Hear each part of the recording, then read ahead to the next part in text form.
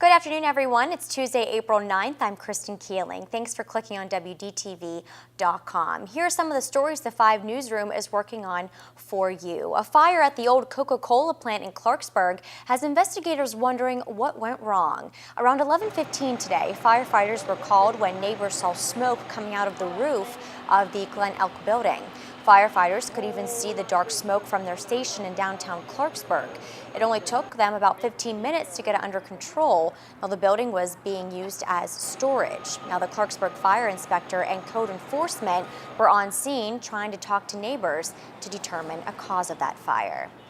Still no word on what caused a house fire that killed a woman in Mon County over the weekend. You can see right here what it looked like before firefighters got to the home where 54-year-old Lois McDonald lived.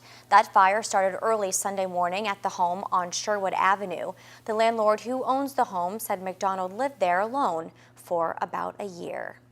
In Marion County, deputies are on the hunt for a man who punched a gas station clerk in the face, then robbed his store. It happened around 3 o'clock at the Exxon station on Pleasant Valley Road. Deputies say the suspect punched the clerk, then wiped out the register.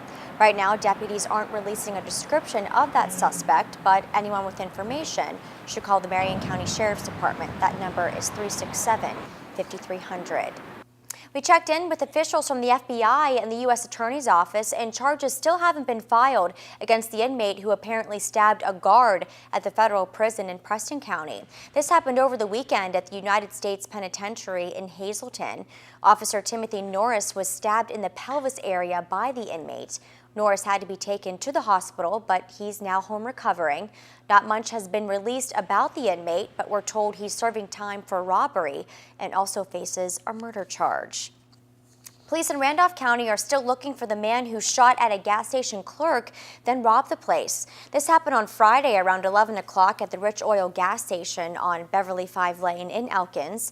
Deputies said a man wearing dark clothing and a hooded sweatshirt went into the gas station and shot Sean Townsend several times. He's since been released from the hospital. Now, the alleged shooter is around 5'6" or 5'9" and anywhere between 135 and 150 pounds. If you have any information, call the Randolph County Communication Center, 636-2000.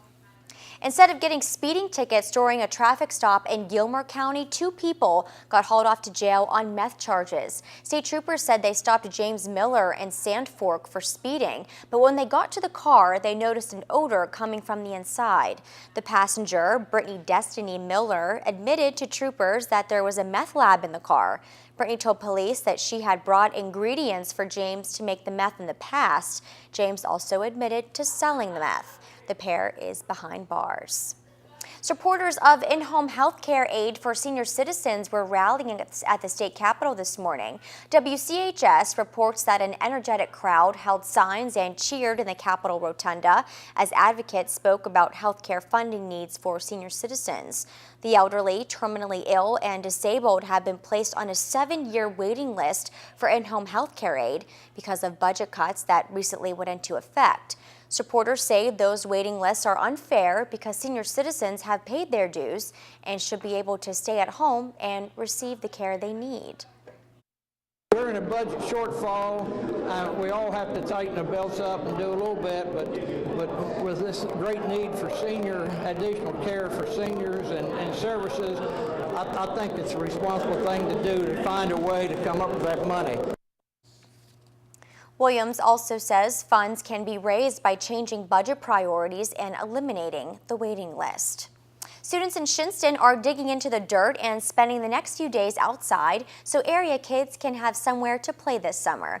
Boys and girls from Lincoln High School are building a new playground at Ferguson Park. The Shinston Public Works Department is supervising the students who are helping in all aspects of the project. Today they started digging holes before they could start putting up the swings and other equipment. On Wednesday they'll lay some concrete and mulch will start growing around the new playground. We've been just dragging stuff, cleaning everything, and we're waiting for them to, get everything ready for us, and then we'll start putting it all together. This project is expected to be finished by tomorrow. Let's take a peek at what our newsroom is working on for you at Fox 10 at 10 and 5 News at 11. First up, an accused Exxon robber is on the loose in Marion County, and he didn't escape with some loot without putting up a fight. We'll tell you about that.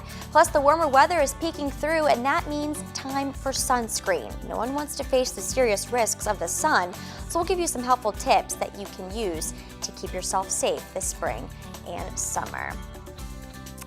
Plus, students at Lincoln High School got the experience firsthand about the deadly effects of drinking and driving and texting and driving, so we'll tell you what that was like later tonight. That's going to do it for this evening. Of course, be sure to tune in to Fox 10 at 10 and 5 News at 11.